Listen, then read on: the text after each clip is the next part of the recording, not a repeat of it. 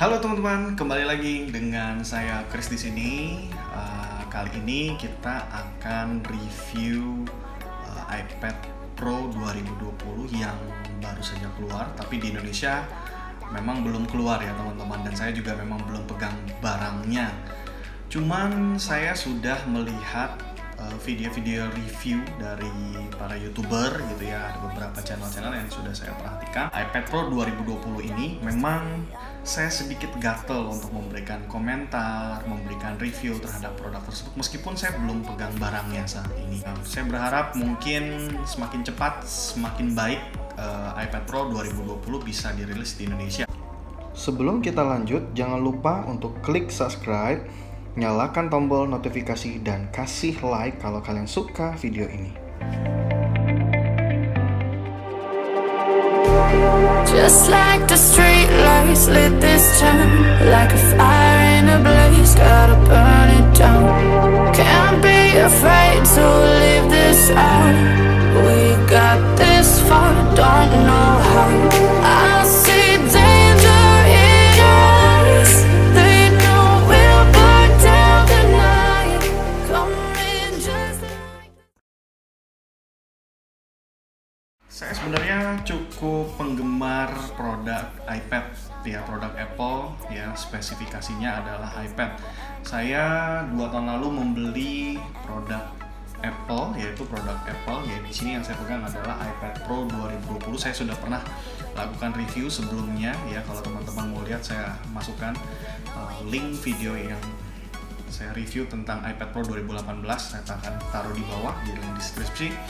Teman-teman bisa lihat hasil reviewnya. Tapi kali ini kita akan membandingkan iPad Pro 2020 dengan iPad Pro 2018 ini ya.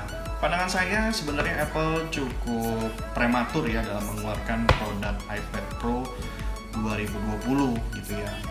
Entah apa yang dipikirkan oleh Apple, tapi iPad Pro 2018 yang saat ini saya pegang ini sebenarnya ini belum ketinggalan zaman, sama sekali belum gitu ya. Saya ingat tahun 2018 waktu Apple mengeluarkan iPad Pro, ini adalah produk dengan chipset paling cepat yang pernah diklaim oleh Apple, yaitu chipset 12X Bionic gitu ya. Nah, sedangkan saat ini Apple mengeluarkan produk iPad Pro tahun 2020 dengan spesifikasi chipset yang di-upgrade gitu ya. Menurut saya sih upgrade-annya tidak terlalu besar ya, karena tetap chipset 12. Hanya saja di sini chipsetnya adalah chipset 12Z Bionic gitu ya, dan tidak terlalu signifikan mengubah produk iPad Pro gitu ya tahun 2020 ini. Tapi ada yang perlu juga saya komentari dari segi penampilan iPad Pro 2020 itu sendiri. Itu ya, mungkin teman-teman nanti saya akan tampilkan di sini gambarnya.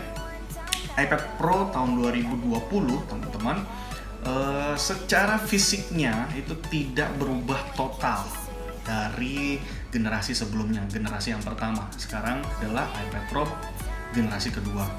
Secara fisik memang tidak berubah secara signifikan. Yang berubah penampilannya hanya kamera saja gitu ya. Kalau di 2018 kamera yang tersedia hanya satu, di iPad Pro tahun 2020 kamera yang di-upgrade oleh iPad Pro 2020 adalah dengan spesifikasi 2 kamera.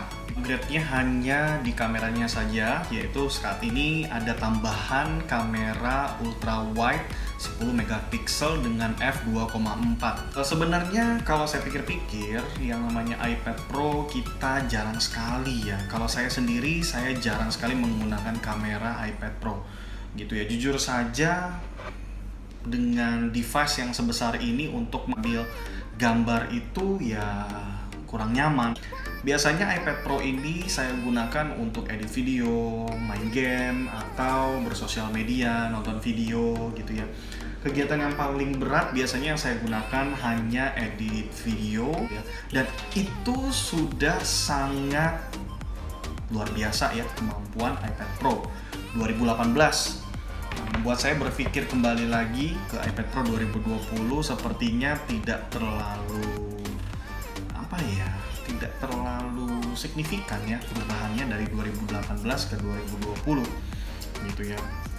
Tapi kembali lagi kepada teman-teman, jika misalnya kalian memang punya budget lebih ya, dan kalian memang belum pernah menggunakan produk iPad Pro sebelumnya, sah-sah saja menurut saya kalau kalian ingin mencoba suatu hal yang baru. iPad Pro 2020 menurut saya ya patut dicoba kalau kalian punya kocek lebih. Tapi kalau kalian yang memang sudah punya iPad Pro 2018 atau iPad Pro generasi yang pertama sebelumnya, menurut saya untuk upgrade ke iPad Pro 2020 teman-teman bisa pikirkan kembali gitu ya. Karena lebih baik mungkin dana yang ada dipakai untuk membeli device yang lain ya daripada untuk upgrade iPad. Karena iPad Pro 2018 ini sudah sangat memuaskan untuk pekerjaan-pekerjaan produktivitas saya secara pribadi. Nah, yang paling juga kita ingin komentari adalah di iPad Pro 2020 ada kamera yang dikenal sebagai pembaca dimensi, yang dimana teknologi itu adalah teknologi terbaru yang Apple keluarkan, yaitu teknologi LiDAR gitu ya. Nah, dimana sebenarnya itu sangat berguna bagi arsitek ya, untuk para pekerja-pekerja yang memang membutuhkan animasi 3 dimensi seperti itu ya. Itu mungkin satu teknologi yang dijual oleh Apple. Selain itu, yang menarik dari iPad Pro 2020 adalah kualitas dalam merekam audio.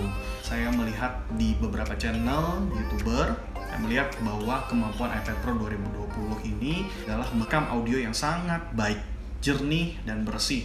Tapi kembali lagi teman-teman, semuanya teman-teman yang memutuskan, menentukan apakah tahun ini adalah tahun yang tepat untuk teman-teman mengupgrade iPad Pro yang teman-teman miliki, atau ini adalah kesempatan baru untuk teman-teman memiliki sebuah iPad gitu ya. Tapi kalau teman-teman yang mungkin punya dananya terbatas, kemudian juga secara produktivitas sudah di cover oleh iPad Pro 2018, sebaiknya kalau teman-teman punya dananya mungkin bisa dipakai untuk membeli device-device yang lain yang tentunya lebih menunjang pekerjaan teman-teman. Oke, akhir kata saya berikan kesimpulan bahwa iPad Pro 2020 memang adalah device yang cukup menggiurkan gitu ya, cukup menggiurkan untuk kita miliki. Tapi kembali lagi kita melihat kebutuhan yang kita miliki.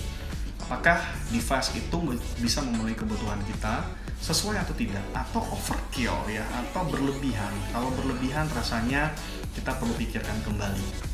Oke, itu saja review saya hari ini. Please kasih subscribe ya, subscribe channel saya, kasih jempol, kasih like, kasih komentar kalian ya. Kalau kalian juga punya pandangan lain ya, bolehkah kita bersharing di kolom komentar. Jangan ragu-ragu untuk mengkritisi video saya. Terima kasih teman-teman, itu saja yang bisa saya review. Sukses buat kalian semua. Siapapun yang ingin mengupgrade iPad Pro yang terbaru, saya sangat mendukung. Tapi kalau teman-teman yang belum yakin dengan keputusan teman-teman, sebaiknya dipikirkan kembali. Oke, akhir kata terima kasih saya ucapkan. Chris di sini. Sampai jumpa.